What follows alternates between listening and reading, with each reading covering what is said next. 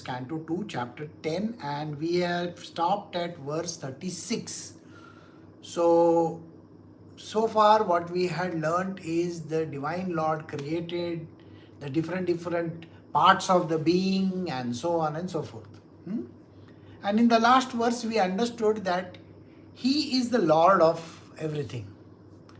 And actually, in reality, He doesn't do anything. That means He is not involved in the process. He appears to be engaged, but He is unaffected by such activities, which means what?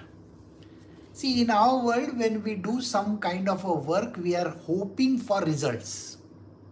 Suppose I put in some effort and I feel that I need to get some results. And if I am doing some kind of an action, it appears that I am exerting, I am actually involved in that action. Because we are always working towards it. But the Lord is not like that. Sri Krishna's work happens very naturally. In a sense that He is not exerting and He is saying, oh, I am doing this work, I have to do this work. There is nothing like that. Even the action of creation is not exerting for Him. The action is getting performed literally by automation. See, today we have an age of AI and automation. The moment you put in your, let us say, a prompt, have you noticed that the answer starts just writing itself down over there?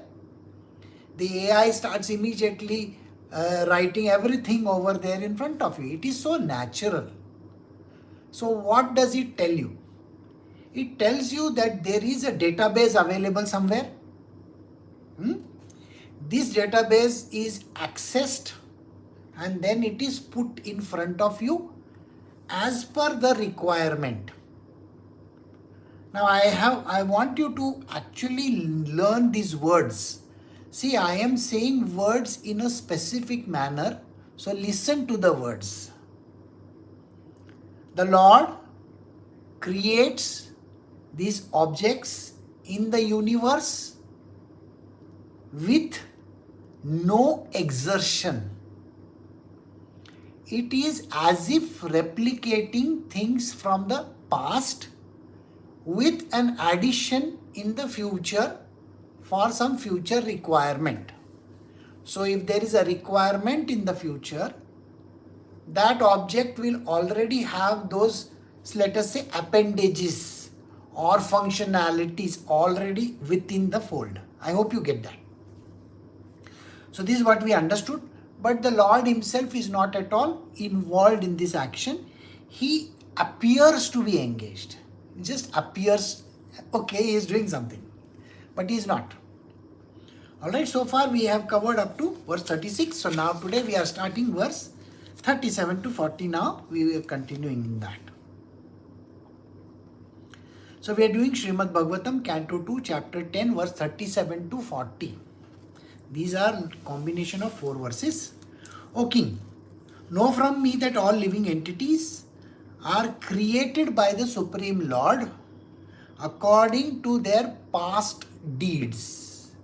This line is important.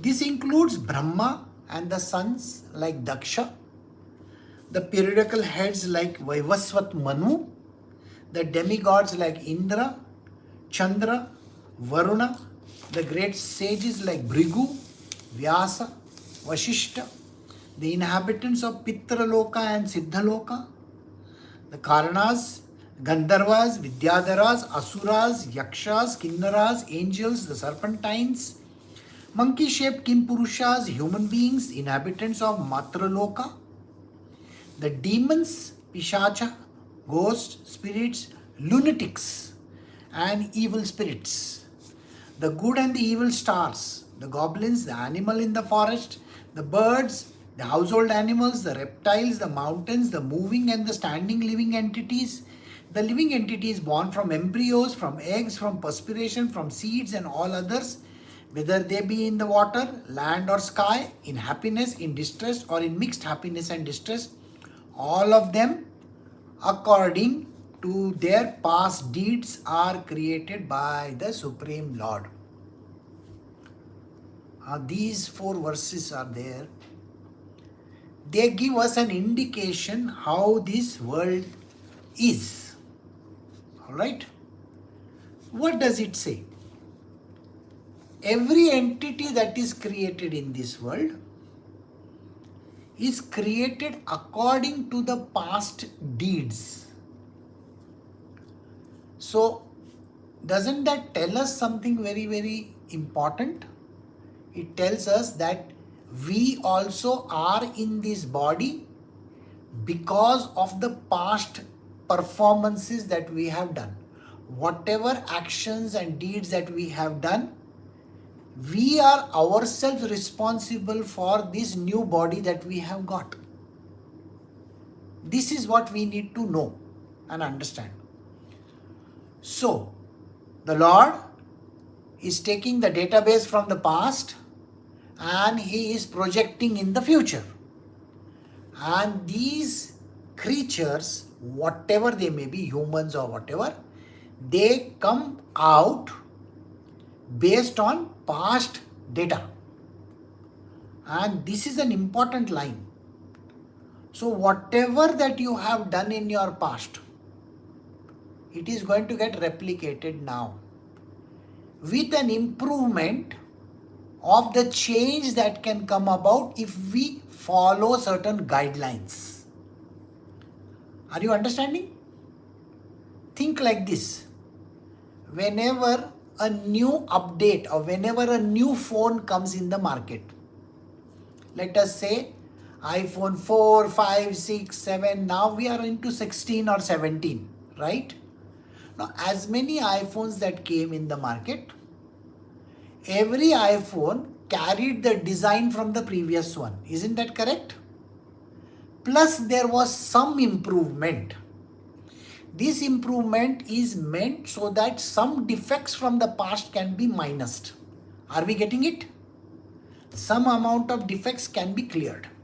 So now, if we say that when the Lord was creating these new kind of things, they carried 95% of the past data. So whatever that you do in this world today, please be extremely careful how you operate yourself in this world. The karmic action that you perform is going to give you the next life in that order. And it will be explained in the coming verses, because every person is going to be born with the karmic database in them. It is not at all just for the human beings. It's for all creatures. Everything. So let us see. It includes Brahma and his sons. So even Brahmaji is having a database from the past. Now you may wonder, is that so? How is it possible? After the 4 yugas are over, what has happened? There was a pralaya, everything got destroyed. Well, not necessarily. The database still remained. And that database was used for creating a new entity called Brahmaji. Are we getting it? So, including his sons. So, in these 4 set of yugas that are there, that is the Manavantara, one Manavantara, there is a new person coming, but he will have a new name. He will have a new characteristic. He will have improved, like they say, every time when you go to buy some, laundry detergent or something like that, doesn't it say new, improved, this, that? So please understand, we are also like that, like a laundry detergent. New, improved, active. These components are there. That is something like that. So you will find that Brahmaji and his sons Daksha Prajapatis, the heads like Vaivasvat Manu. How many Manus have happened? According to our scriptures, we are somewhere it is written 14th and somewhere it is written 27th. 27 Manus have happened. We don't know actually. Hardly anybody can understand this. And demigods, there are demigods also. Chandra, Indra, Varuna and all that. All kinds of demigods that are there. Whatever the demigod that is there, they are there. Then there are sages like Bhrigu, Vyasdev, Vashishta Muni. You may wonder, oh, did the Vyasdev again come and write the same thing? Of course. You have to understand that. See, think like this. There is a pralaya. Let us say there is an ice age. In the ice age, everything goes down under. Okay? And now if you are alive, let us say, but don't you want the food to eat which is going to be palatable to you? Huh? So all the plants, the animals, the birds, everything is going to be the same, more or less the same. Some slight improvement is going to be there. Like you have seen, the brinjal has changed. Brinjal is what is called as eggplant. That has changed. Tomatoes have changed. Tomatoes are looking different nowadays. And all kinds of gourds have changed. All the gourds that are there, the long things, they have changed. So you will find even potato has undergone change. This is improvement. So everything changes. So in the similar fashion, everything has changed. So here he is talking about Pitra Loka and Siddha Loka. Pitra Loka means those who have died and gone. The dead people. Okay? There are dead people from Pitra Loka. So Pitra Loka is a very good place for those who want to, Michael Jackson songs, like that. So, yep. Thriller. So, yeah, Pitra Loka. Then we have something which is called Siddha Loka, where everybody is perfect. Siddhis they have, they are magic powers. They are magicians. And then we have the Karanas, Gandharvas, Vidyadharas, Asuras, Yakshas, Kinnaras and angels. Who are all these guys? Well, some of them are singers, dancers. There are Apsaras also. There are people who write songs. There are artists. All kinds of people are there. So Karanas and Gandharvas are those type. Vidyadharas are the intellectual type. We have intelligent people also. So they are also part of the wisdom clan, They are wise guys. Yeah, with one halo on their head maybe. Something like that. So we have these guys also who are basically Vidyadharas. Asuras, I don't need to tell you who is an Asura. The villains according to them. God only made them. See, nobody else is making. Only Krishna is making everything. Yakshas. Now, Yakshas, these are very strange creatures. Have you heard of Yakshas and Yakshinis? These are nature created. They are natural. That is basically the nature entities. The entities which stay in the nature. And that is the reason why they are called nature spirits. And then we come to Kinnaras. Kinnaras are half human, half animal. Angels, I don't need to tell you, the wings, creature with the wings and all that flying in the air. Alright. Serpents, yeah, you know serpents. Monkey shaped Kim Purushas. Again, Kim Purusha. Kim, half. Purusha is half. Right. Human beings, the inhabitants of Matraloka, motherly things. The demons, Pishachas, ghosts, spirits, lunatics, evil spirits. Even lunatics are there. Those who have lost their mind, they are also there. Some defective pieces are lying somewhere. So yeah, they come. The good and the evil stars. Oh, we have seen that in Star Wars, isn't it? The evil star. So like that, there is a good star and there is an evil star. An evil star is the one which gulps everything down. Destroys other planets and other things. Alright? So that kind. Then we have the goblins, the animals in the forest, the birds, the household animals, reptiles, mountains, moving, standing entities. So there are all kinds of creatures. That's animals, birds and all that. All these are also included. those which come from an egg, those which come from other things, like union of two people, that is also their sperms and all that. Yeah. So there are all kinds of births happening. So all creatures, everything coming from different wombs, we have that. But for all these people coming together, there is only one thing which is defining them. And that is written in the last line. All of them, according to their past deeds, are created by the Supreme Lord. So whatever past deeds that have been there, you also as a human being performed so many past deeds. And whatever deeds that you have performed is going to define your future births. So be very careful how you define this life of yours. Understood?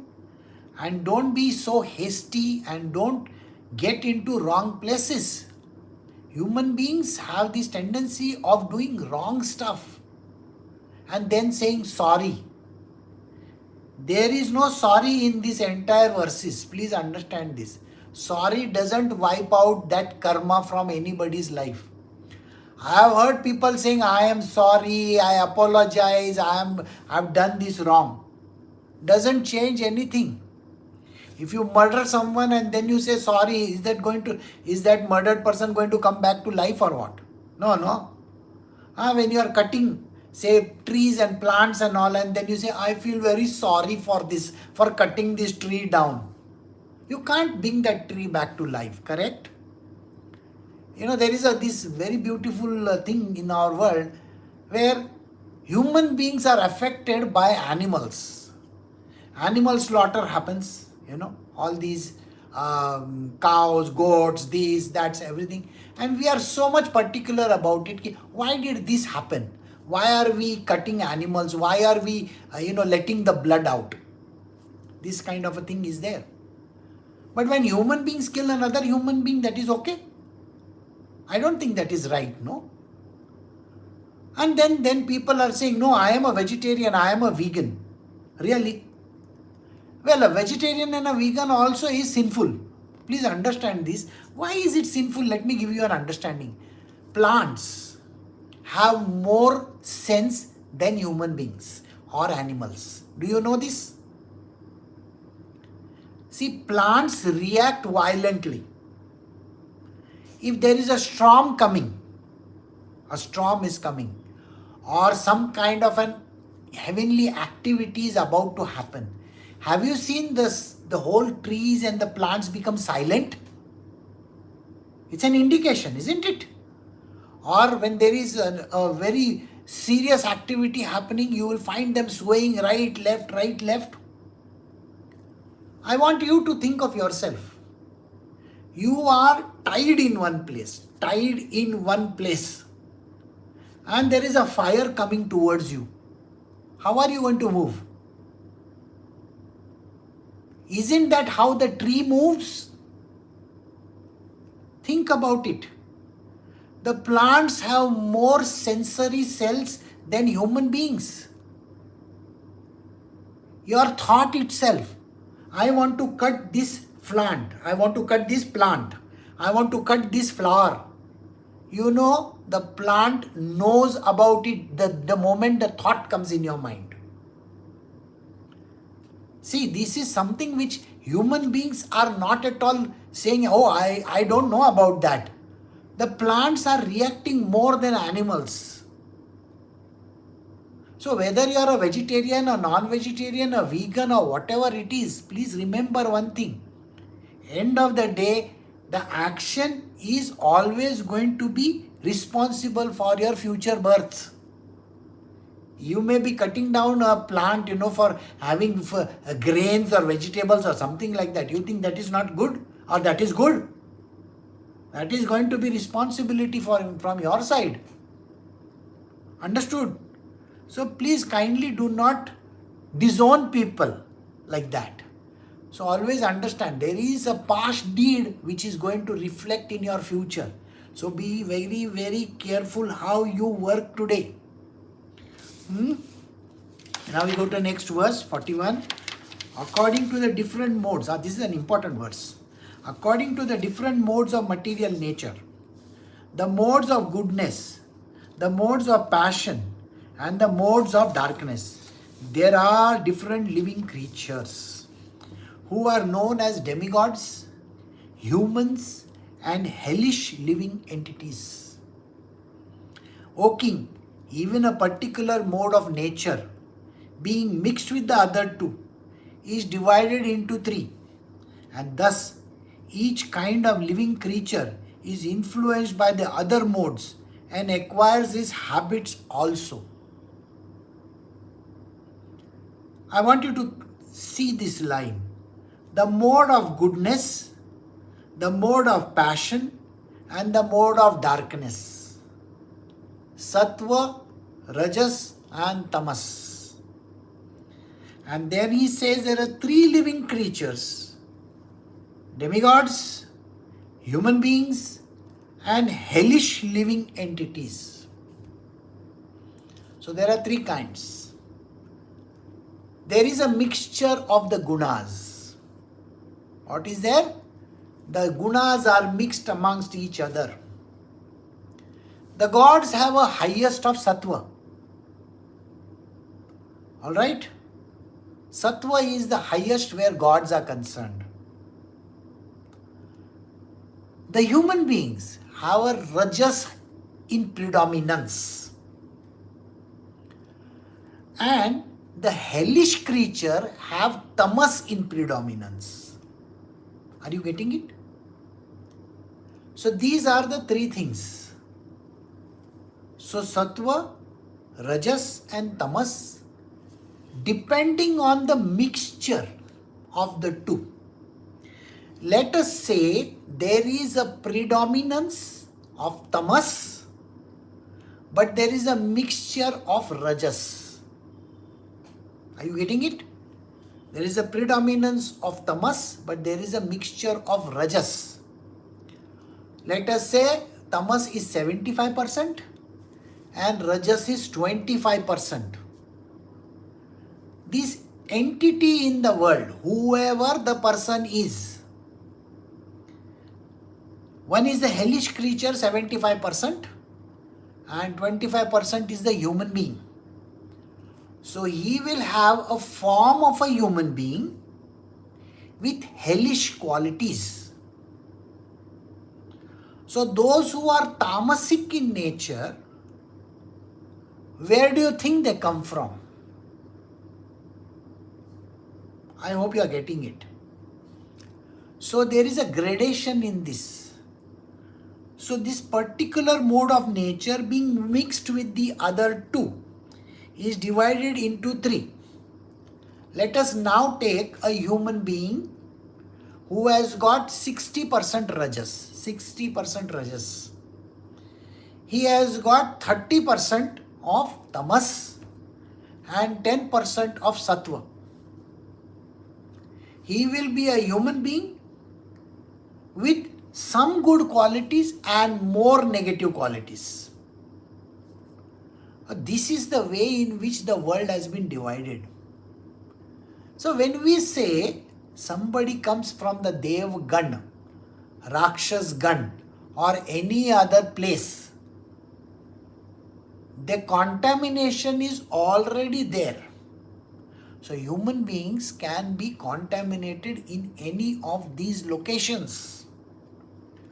So today's day and age, where 90% of the people are tamasic in nature, where do you think they have come from? They have come from the hellish region only. It is like they are jailbirds. Okay, 20 years they have gone in jail, and after that now they are coming out. What are the qualities you are expecting these people to have? So today human beings do not have good qualities because of this. They have already served their hellish regions, When they died in their previous lifetimes, they had gone to hell and they have suffered and they have come back again. Now their qualities will be more tamasic in nature. Rajas is highest. When the gods take birth, they are Rajasic in nature and they are Sattvic in nature. You will find Rajasic is required because activity is important. So that is the reason why Brahmaji has been given the job of activity. Are you getting this? So Brahmaji will have Sattva Guna, is God, but he will have Rajas in him. So there is 50% Rajas and 50% Sattva in him. I'm just giving figures, okay? Don't think that it is 50-50. It really means that there is so much of Rajasic tendency in Brahmaji. It's exactly how it works. And there are so many creatures which got produced in the last verse you saw that, no? And that is why there is an influence of the different modes. Sri Krishna, as the maintainer of all living universes in the universe, appears in different incarnations after establishing the creation, and thus he reclaims all kinds of conditioned souls amongst the humans, the non-humans and the demigods. Now, when Sri Krishna has finished creating everything, he has said, okay, now enough is enough. Okay, now Brahmaji, you take over. Okay, you start the productions. I am not going to look into this now. So when he does that, he goes back into his original state. But he is the one who has created everything. So what does he do? He takes a round amongst all these people. He says, I want to go and see for myself how is everything going on. And that is why he comes in different yugas, in different time zones and different places. And when he comes there, he redeems a few. What does he do? He redeems a few. Some godly type, some human type, and some demonic type. Now you will ask me, why demons? Who made them? Krishna only made them, no? Right? So when he was making, he has already incorporated the qualities of demon in them. Now, I don't know how many of you know that if you love Krishna or you hate Krishna, the more you love Krishna, you will go towards him. The more you hate Krishna, you will still go towards him. Are you getting it or no? So there are those who hate Krishna the most. Ravana, Shishupala, all these people are there, are they not? They get direct entry. Because they are constantly thinking of him. Constantly they are thinking of Sri Krishna. So they get direct access. Why, you will say, what direct access? Why should he who is doing something wrong gets direct access? Well, in that Krishna's domain also, all kinds of jobs are required or no? Or no? Huh? So there are some jobs which are good jobs and some jobs which some people may not touch also. So who is going to do those? I hope you are getting it or no. So that means you may be working for a big organization, but you are the cleaner of the cars, right? I'm not saying you are the owner of the car. You still have the car in your hand, isn't it? Or no? You have a very big Rolls Royce, and you can even sit in the Rolls Royce and take a picture of yourself and post it on Instagram. But it doesn't belong to you. You are cleaning the car every day. You are just a car cleaner. I hope you are getting the point. So even when Sri Krishna requires people who have to clean his cars or his vehicles, or he has to do all the dirty work over there, he requires those guys, isn't it? So qualification is that. So what kind of qualification is required? At least you go to that heaven. Now, you know how many people must be feeling jealous of people working in White House? You see, if you are working in White House, or if you are working in Rashtrapati Bhavan in India, or the Prime Minister's office, How you will say to the world, I work in the White House. This is what you are saying. But you are just a cleaner over there. You are a person who is removing the dustbins over there. But you still have that glorification. No, I work in the White House. Sir, you are an ordinary person. You are cleaning the toilets also for all you care. You understand this, no?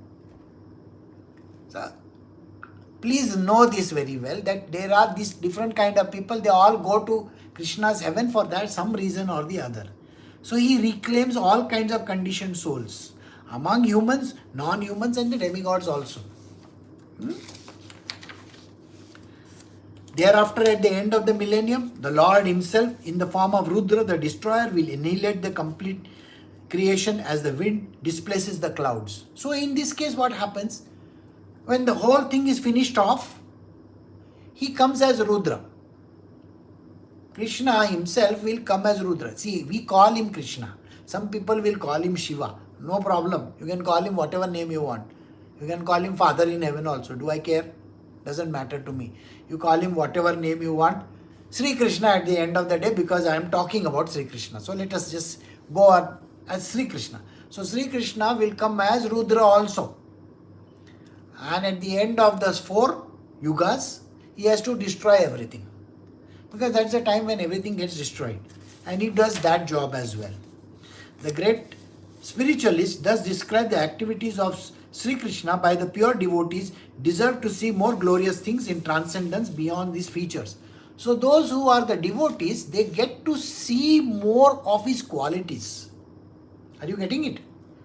See, think like this.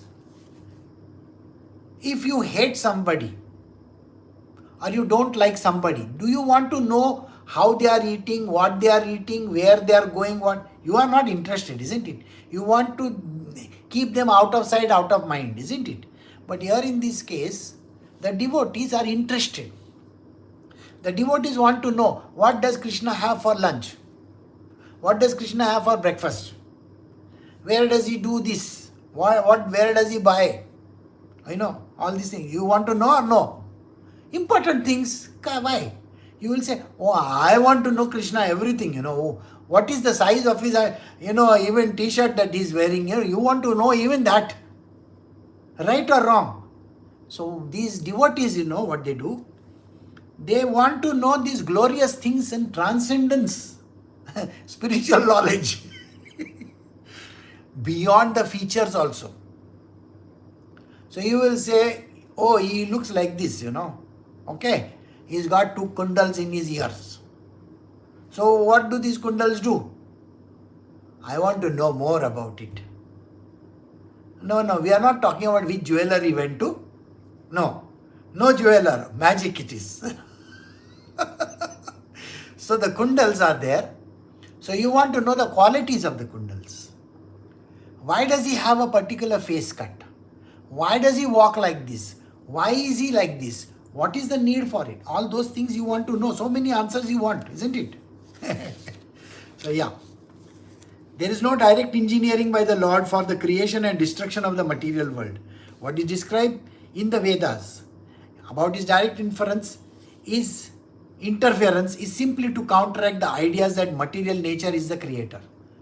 Now this is one line which you need to understand very carefully.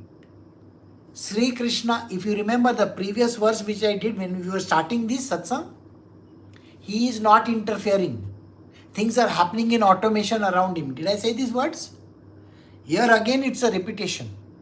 The Lord is not directly engineering anything. He is not saying, oh, I want this person to have trouble. He doesn't even bother about it.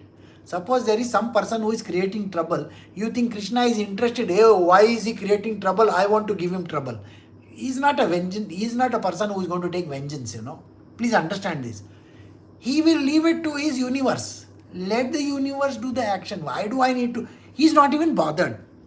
So, this is mentioned in this scripture, isn't it? So, there is no direct engineering from the God's side. He doesn't poke his finger or nose or anything like that in anything. He just allows the universe to take action. He has got so many of those demigods, You do this, you do this, you do this, you do this, you do this. Everybody does their job. But the Vedas are attributing everything to Krishna. The Vedas are saying what, everything is created by the Divine Lord.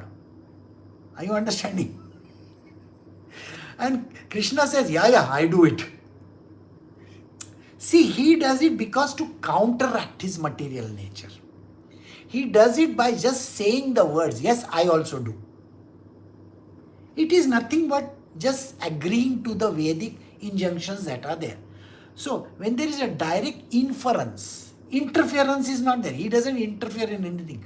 But according to the Vedas, he is interfering in everything. Don't the Vedas say even the leaf will move by the command of Sri Krishna? It says, no? So he will say, yeah. You know the reason why he says, yeah? Yeah, I only move the leaf. I go over there and I do like this. Come on. Why will you want to go and do that over there? He doesn't do any of those things. It is for keeping the Vedas intact. He will agree to it. Very funnily, people when they talk, you know everything. Even in my world, when people say, Guruji, you know everything. And I look at them and say, no, I don't know anything.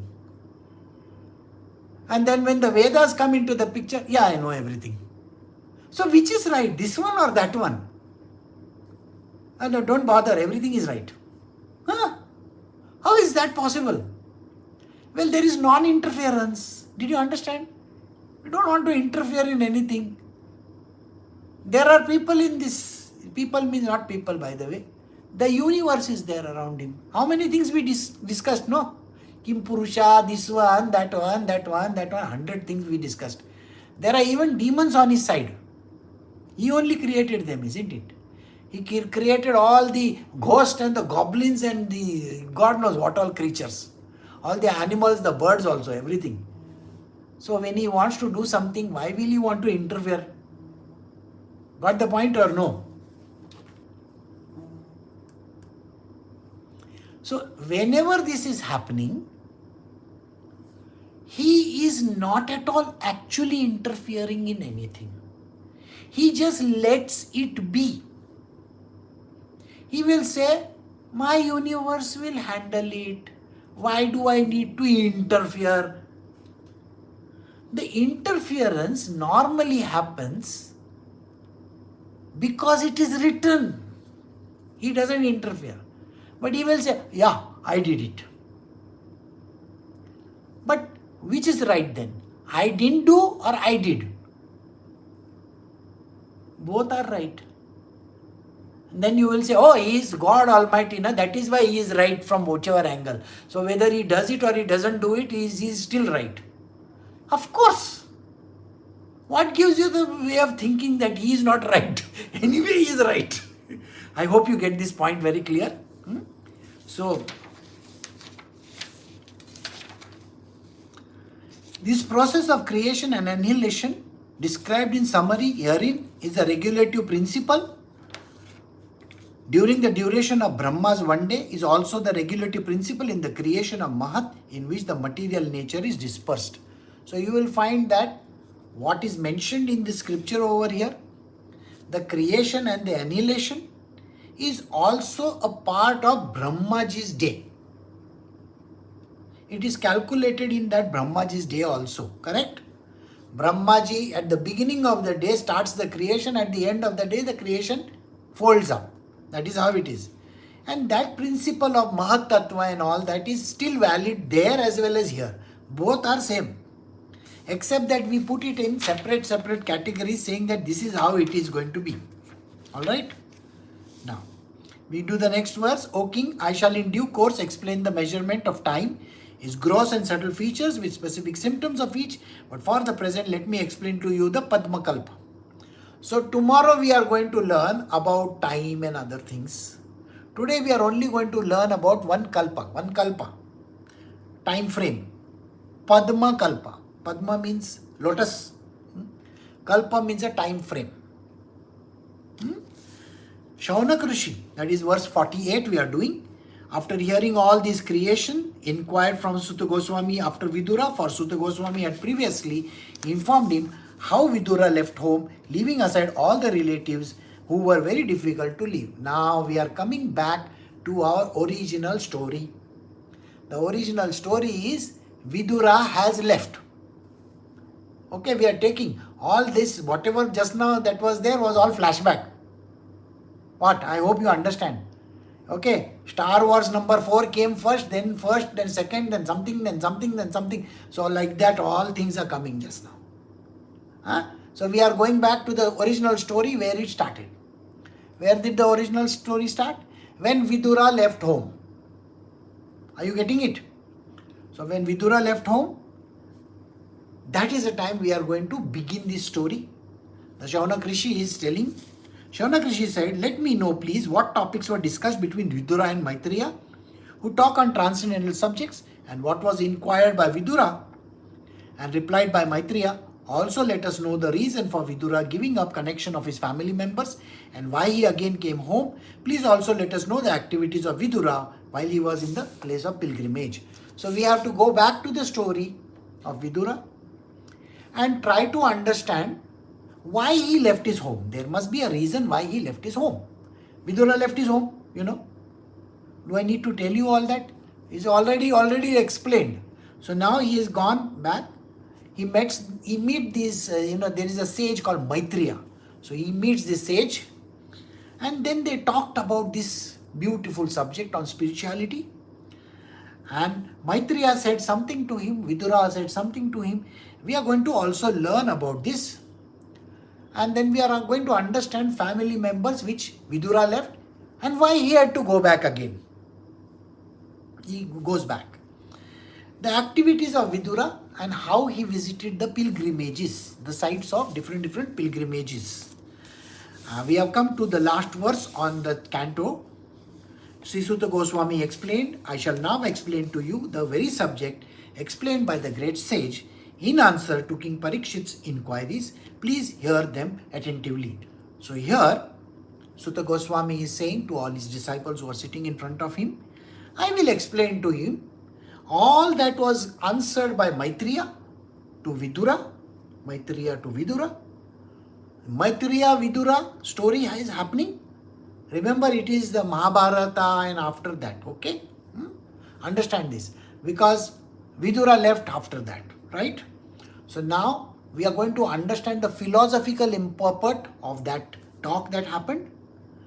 And all this was conveyed by Parikshit to Parikshit by Sukdev. And Suta Goswami is now narrating all these instances to his disciples who are sitting in front of him. So we have come to the end of chapter 10, Canto 2, verse 51, and this is the end of this canto. So today we are stopping here and we will be continuing tomorrow with the third canto. Alright?